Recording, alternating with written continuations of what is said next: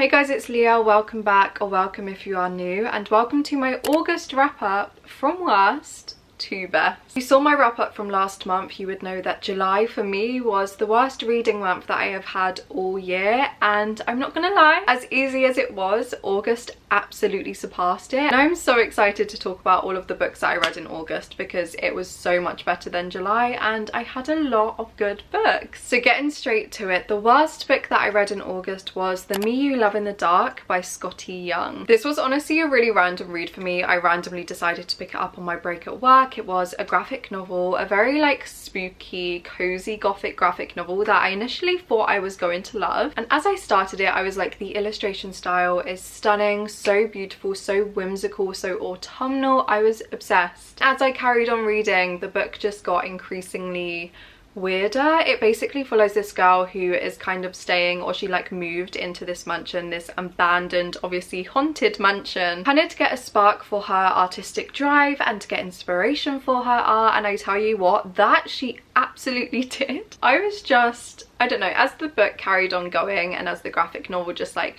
proceedingly got weirder, and I love a weird book, this for me just crossed a barrier that I just for some reason could not, I don't know, it just didn't gel well with me. As she is in this haunted house and she's beginning to work on her art again, there is basically like this ghost, this like monster I assume, that would roam the halls of this house and would kind of like frustrate her and annoy her. Honestly, enemies to lovers, but make it some demonic weird figure. Over time, I don't want to spoil the book, but it just got a little bit too strange for me, and not in like a very positive, very weird kind of way, but more of a, I do not understand what is happening, and I feel like the writer here is just trying to do the most random weird thing, and I just didn't like the way that the book ended. It sounds incredibly broad and like I'm trying to make you guys make sense of what I've just said, but I don't want to give spoilers just in case you do want to pick up this graphic novel. It just wasn't for me, unfortunately. As much as I did love the illustration style, I ended up rating it 2.5 stars. Oh my god, I didn't even tell you how many books I ended up reading in August. I ended up reading 7 books. All of them apart from that graphic novel were on my physical TBR, which I was incredibly happy with, and one of them I did also listen to as an audiobook, but we will get to that one. Honestly, all of the books that I read in August apart from that graphic novel I thoroughly liked and really enjoyed, but the second one would have to be The Premonition by Banana Yoshimoto. This is Banana Yoshimoto's newest release that is coming out in October. I feel very lucky that I did get an arc of it. I instantly read it the second that I got it, and I really liked this. This is an incredibly short book. I have read Kitchen by Banana Yoshimoto before, and that is another one that I really enjoyed, though I will say I definitely don't think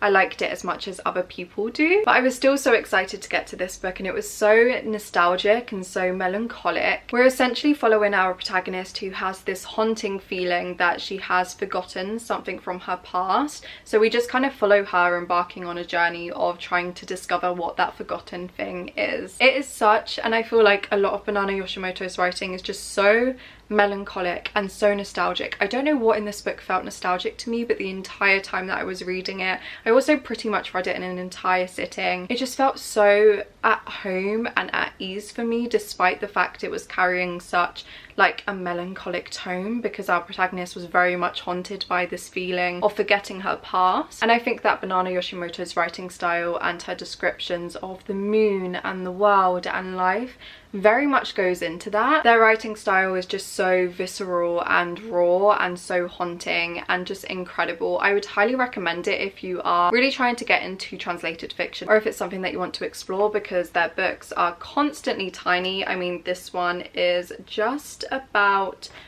over 100 pages. And as much as I did really like this book and I adore Banana Yoshimoto's descriptions and storytelling, I thoroughly enjoyed the first half of the book a lot more than I did the second half. I feel like it did fall a little bit flat, unfortunately, but I am going to assume that I will be in the minority once this book comes out. I feel like so many people are going to adore it, so I would highly recommend. I ended up rating it 3 stars. I then got to a book that I have been wanting to read for years. It is one that has constantly been on my radar. I have just had the most incredible, like 5-star, life-changing things ever, and that was Piranesi by Susanna Clarke. This, for me, I will preface, I definitely loved this book, absolutely adored it. I feel like I understood every single thing that was happening in the story, all whilst not understanding a single thing, and I could not grasp what was going on. But it was such a whimsical dream of discovery, of trying to discover the world and yourself within it. Piranesi is absolutely this labyrinth of a book, and you will be trying to navigate yourself in it as you read along, and it's definitely a book that is so interactive, and the storytelling, like Susanna Clarke's writing is incredible, and for that I absolutely understand the hype of this book. Going into it, I had absolutely no idea what I was expecting. I feel like all I had ever heard about it was people's responses to the book and not necessarily the plot itself and what it was about. So going into it, although I had such an open mind, it was so different to what I thought it was going to be, and I have no comparison to give you because I just genuinely do not know what I was expecting. But it wasn't this, and it was such a joy to experience that. I do feel like even now I genuinely could not give you a summary of the plot or all that happens in this book other than it is a labyrinth, and we follow Piranesi navigating himself throughout this labyrinth and how he got there and his forgotten past and kind of the wish to explore more and to explore the world. And I just think Susanna Clarke's writing was so eloquent. I really did find myself wanting to pick this up at every single opportunity possible, that I read it so quickly, and I'm so happy that I did. I completely do understand the hype for this despite expecting something completely different. And honestly, if you have been wanting to read this book but you have been putting it off for whatever reason, or you're just intimidated, or you have heard someone talk about it and you were like, I could potentially enjoy that, please take this as your sign to pick it up, because I do not think you would regret it at all. I definitely do want to read more from her, and the intrigue in her writing is just incredible.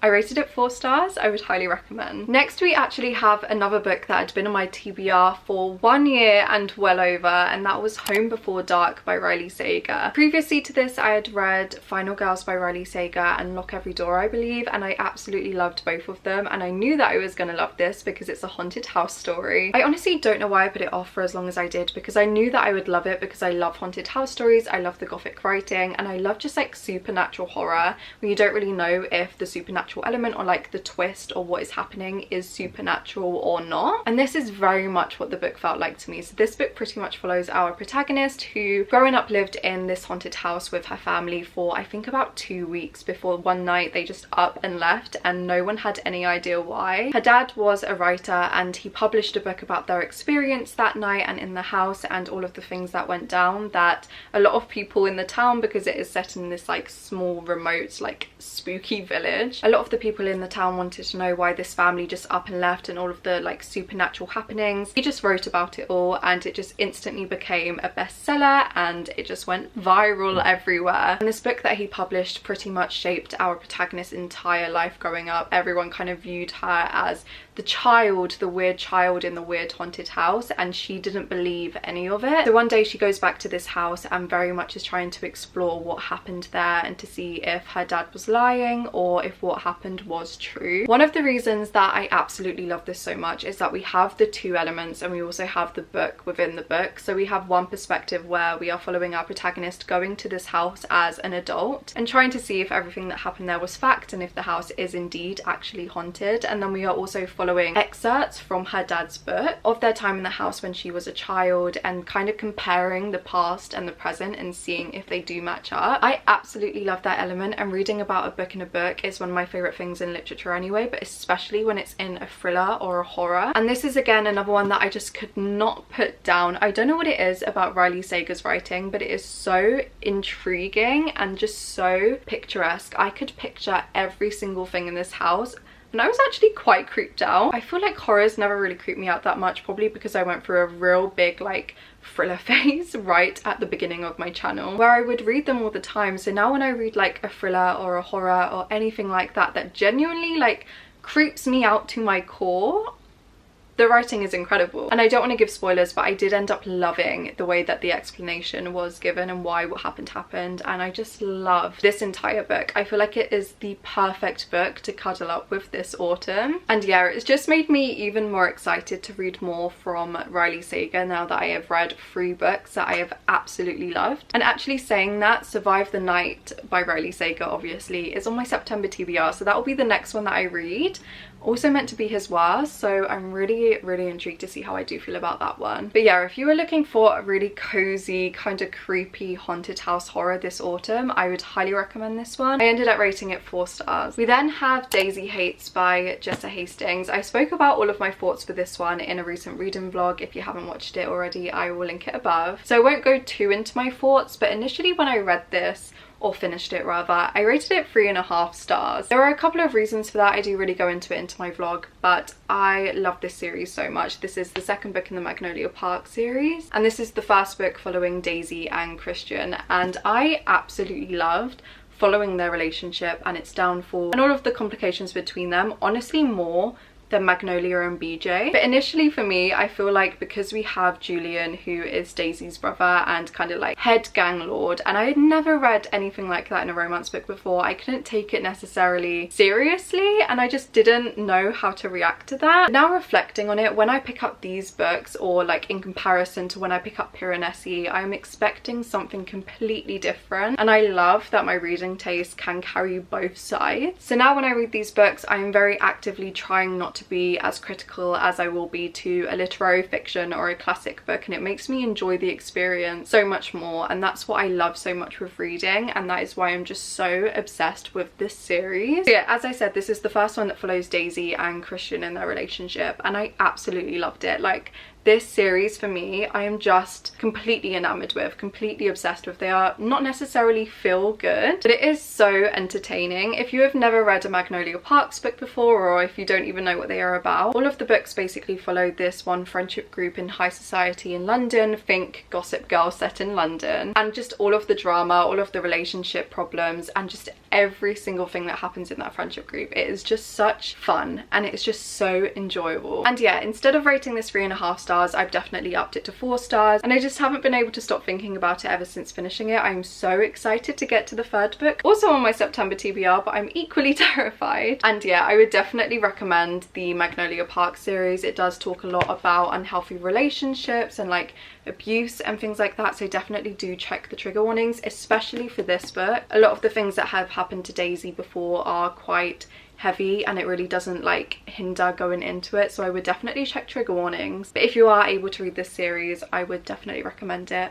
And 4 stars. We then have another kind of like spooky, kind of actually not spooky, terrifying horror book, which is another one that I had wanted to read for so long, and I finally got to it in August, and that is Come Closer by Sarah Gran. I started this book and pretty much read it in an entire sitting during a big thunderstorm. I had the best time. It was thundering, it was raining so heavy. I instantly went on the balcony, made myself a cup of tea, got my blanket, and picked up the first horror book that I could see, and it just so happened to be this one. And oh my god, this book is fucking terrifying. It honestly like made me shiver to my core. It made me want to rip like my skin off. Like, I felt claustrophobic to the bone. Because this book is so short, and I think another one that is just over 100 pages, or actually like 160 pages, I don't want to give a lot away because I feel like this book is best going into it not knowing too much. But all you need to know is that it is a possession horror. We follow our protagonist, who is just over time getting possessed by this demon, and it is just so haunting and so terrifying, and it made me check like every corner of my home. It made me rethink everything that I've ever done or even said, like thinking if I may be possessed. It was such a terrifying read, and the way that Sarah Gran made this story feel so real was genuinely terrifying, and I just loved it so much. I kind of want to find another horror like this that will just shit me up to the bone and like terrify me to the point that I literally cannot read it at night. But again, if you are looking for a horror for autumn, this one is one that you can genuinely just read in one sitting, like in the middle of the night,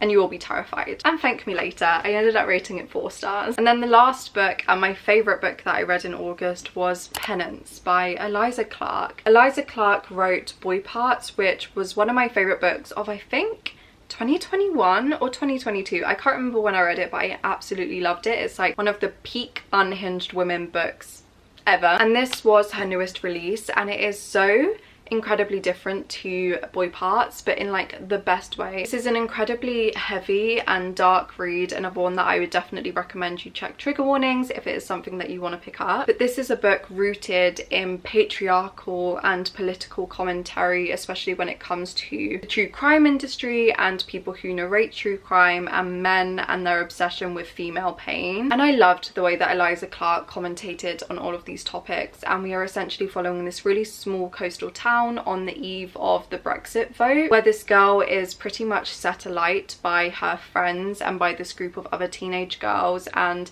it's very much following the fallout of the town and the consequences to what happened and just all of the responses. So this book is told in fragmented like interviews and statements, and we see literally like every character, every person in this town and their belief on why what happened and their take on it and their opinion, and it was just so fascinating. Alongside seeing all of the responses from everyone in the town, we are also seeing this podcast run by these, I believe, 2 men, and they are a true crime podcast. They're kind of narrating this story, and the way that they narrate what happened and romanticize it and just very much disgustingly commentate on it, especially because they were young teenage girls. It was just unlike anything I have ever read before, and I'm just so happy that Eliza Clark kind of wrote about it the way she did, because I think it is a topic that really does need to be discussed. The true crime industry and the ways that people really capitalize and profit from people's pain, and women's pain in particular, is a topic that I have never read about in a fiction book before, and it was just superb. This was just such a heavy, impressive, imperative read, and reading about the turmoil and everyone's opinions and responses to such a tragedy was really, really hard-hitting. So if you can read this, I would definitely urge you to, because it is so important and so fascinating. But definitely a heavy one, and undoubtedly the best book that I read in August. I ended up rating it 4.5 stars. So those were the 7 books that I read in August from worst to best. Definitely a much better reading month than July, and honestly from here on out I already started with a lot of autumnal kind of atmospheric spooky reads in August. September, October, November, December, I'm so excited for all of the books that I'm going to be getting to. I honestly feel like I'm going to have so many 5 stars, which will be incredible because I haven't had a single 5 star in probably 4 months. If you have read any of the books that I also read in August, please let me know what you thought about them, whether they were positive or negative. I would love to hear and have a discussion in the comments. Or if you want to show that you stayed until the very end but you don't really know what to comment any flower emoji for Daisy Hates. A little cheeky reminder that, as always, all of my socials are linked down in the description box below. I have my TikTok, my Instagram, and my Goodreads, and so much more. And yeah, thank you so much for watching and for being here, and I will see you again very soon with another video.